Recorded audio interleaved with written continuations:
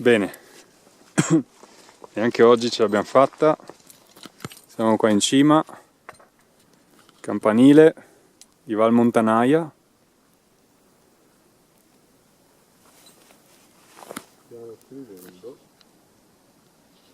Aspetta che mi giro verso di te, se no non si sarà sentito niente, credo.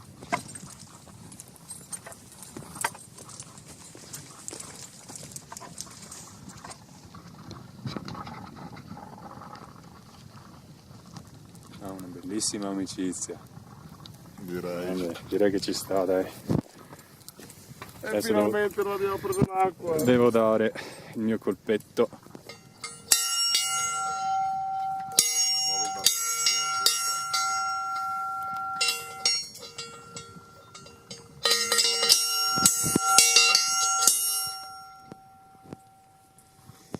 Vabbè.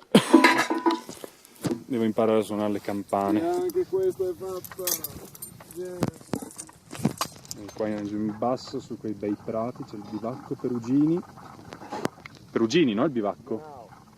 Genau.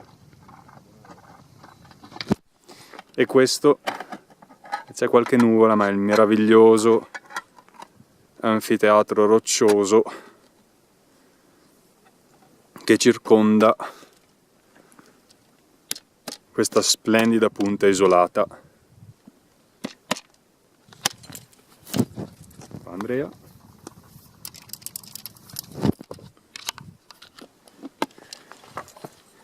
La Cozzi l'ha fatta lui.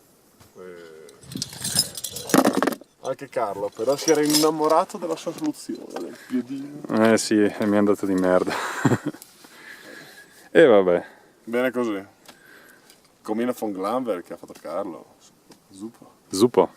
Einfach gut. Bene. Dopo 2 minuti abbondanti di video direi che si può anche chiudere. A meno che tu non abbia qualcosa da dire. Mandi. Saluta.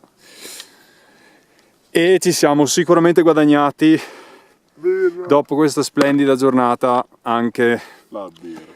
e una bella Mangiata. Doppia. doppia. Come sempre.